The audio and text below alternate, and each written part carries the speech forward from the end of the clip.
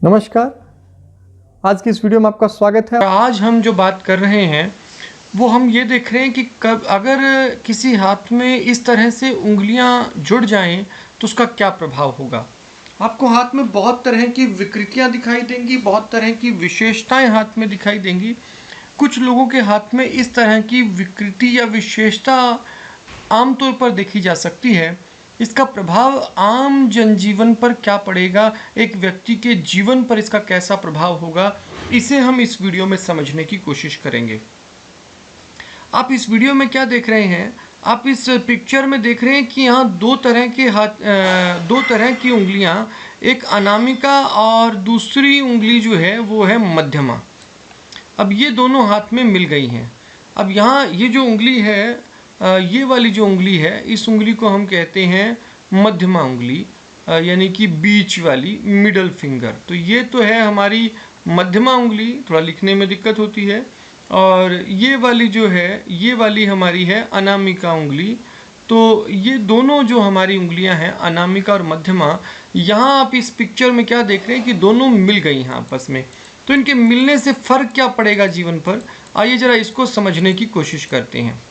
सबसे पहले हमें ये देखना होगा कि कौन सी उंगली को नुकसान पहुंचा है, कौन से हिस्से को नुकसान पहुंचा है, कौन से हिस्से को नुकसान कम पहुंचा है।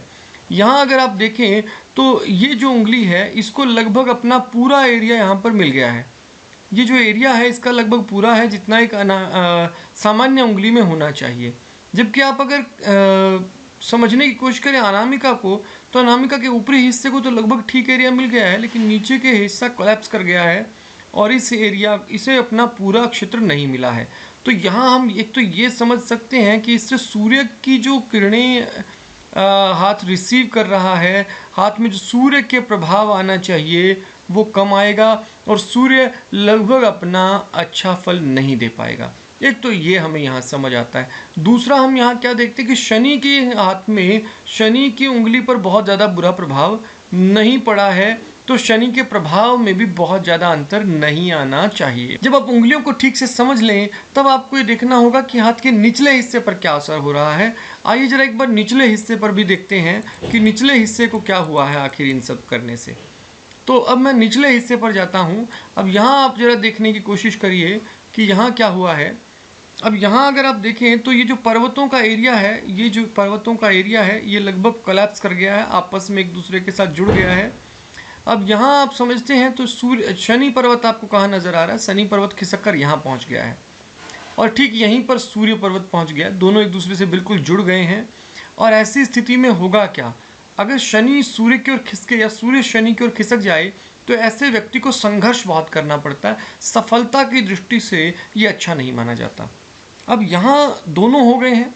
यहाँ क्या हो गया कि सूर्य शनि की ओर और शनि सूर्य की ओर खिसक कर एक दूसरे से एक बिंदु पर आकर मिल गए हैं। अब ऐसी स्थिति में इस बिंदु पर आकर मिलने से शनि का क्षेत्र देखिए, शनि को कहाँ होना चाहिए था और कहाँ ये आ गया है। अगर इस फिंगर का मिडल देखें तो शनि का लगभग क्षेत्र यहाँ बनता है और इसी तरह से सूर्य का लगभग क्षेत्र यहाँ बनता है। तो सूर्य अपने क्षेत्र से खिसक गया है और शनि भी अपने क्षेत्र से खिसक गया है। दोनों एक दूसरे के साथ पूरी तरह से मिलकर एक हो गए हैं। अब ऐसी स्थिति में आमतौर पर यह माना जाता है कि ये संघर्ष व्यक्ति करेगा।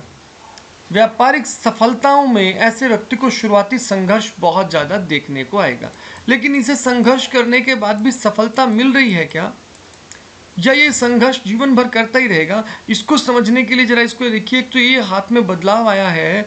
अगर हम इसे थोड़ा सा दूर से समझें तो यहाँ एक बदलाव ये भी आया है कि ये वाला जो एरिया है, इसको एक लाइन ने अलग कर दिया है।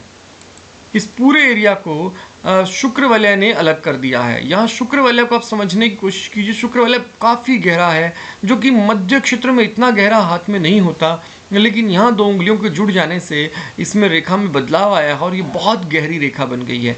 ऐसी स्थिति में इसके ऊपरी प्रभाव को नीचे पहुँचने में और ज़्यादा दिक्कत आ रही है और ऐसे में व्यक्ति के स्ट्रगल में और ज़्यादा बढ़ोतरी हो गई है। तो यहाँ ये अच्छा नहीं है। लेकिन आप यहाँ कुछ पॉजिटिव चीज़ें भी देख सकते हैं, जैसे कि शनि रेखा। शनि रेखा यहाँ पर आपको दिखाई देगी। बिल्कुल शनि के सही जहाँ सेंटर्ड हिस्से में होना चाहिए वहीं शनि रेखा है। सूर्य रेखा अगर आप देखें तो आपको सूर्य रेखा दिखाई देगी।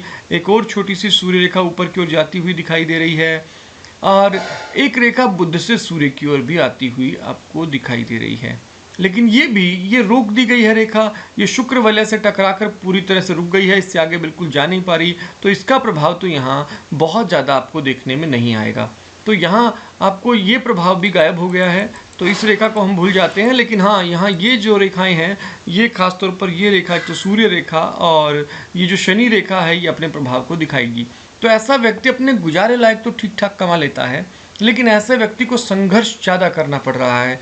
उंगलियों के ऊपरी हिस्से को अगर आप देखने की कोशिश करें, अगर आप उंगलियों के ऊपरी हिस्से को यानी कि टिप को समझने की कोशिश करें तो देखते हैं वहाँ क्या प्रभाव आ रहा है। वहाँ के प्रभाव को अगर मैं देखने की कोशिश करता हूँ तो मैं क्या पाता हूँ कि तो मैं ये ओवरऑल जो इस हाथ को देख रहा हूँ, यहाँ आपको आड़ी रेखा बनते हुए भी दिखाई दे रही है।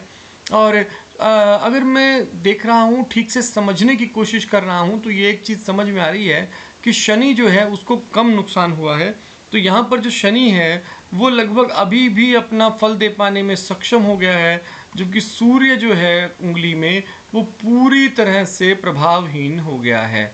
तब सूर्य के कारण संघर्ष व्यक्ति के जीवन में बढ़ गया है, स्ट्रगल बढ़ गया है, संघर्ष बहुत ज़्यादा कर रहा है, आसानी से सफलता नहीं आई। वास्तव में जो देखने में आया इस व्यक्ति के जीवन में वो क्या आया, उसे भी जरा समझने की हम कोशिश करते हैं। तो इस व्यक्ति के जीवन में वास्तव में क्या आया, इन्होंने बहुत सारे व्यापार किए। जब भी कोई व्यापार इन्होंने शुरू किया तो इनका व्यापार जो है वो चला नहीं और इन्होंने 4-5 काम लगभग किए होंगे अपने जीवन में, ये सभी काम फेल हो गए।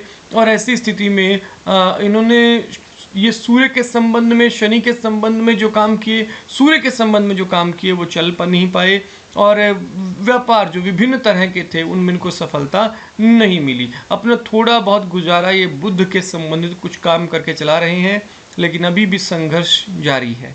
तो आप ये समझ सकते हैं कि जब उंगलियां इस तरह से मिल जाती हैं तो जीवन पर क्या प्रभाव पड़ता है। निश्चित रूप से ये अच्छा प्रभाव नहीं है और ये भौतिक रूप से बहुत सारे हाथों में हमने ऐसा देखा है।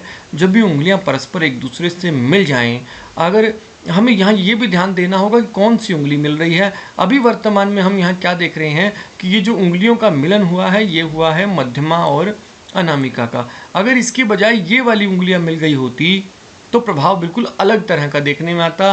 अगर अनामिका और कनिष्ठा आपको देखने में एक दूसरे से मिल जाती हैं तो इनका प्रभाव बिल्कुल अलग तरह से देखने में आता है। लेकिन सबसे जो खराब मैंने हमेशा अनुभव में पाया है कि खराब रूप से मिलना किसका होता है, यदि शनि और सूर्य एक दूसरे से मिल जाएं तो ये निश्चित रूप से ज़्यादा अशुभ देखे गए हैं फल। और अगर नीचे से इस तरह पर्वत बुरी तरह प्रभावित हो जाएं और सूर्य की रेखा इस तरह, सूर्य की उंगली जो है इस तरह से कमज़ोर पड़ जाए तो ऐसी स्थिति में जो उनके परिणाम हैं वो बहुत ज़्यादा खराब हो जाते हैं। तो उम्मीद है आपको ये वीडियो कुछ हेल्पफुल होगी हाथों को समझने में और भविष्य में आप इसे और बेहतर तरीके से समझने लगेंगे। आज की वीडियो में इतना ही। अगली वीडियो में मैं अगले किसी इसी तरह के हाथ पर बात करूँगा। तब तक आपका दिन शुभ हो। धन्यवाद।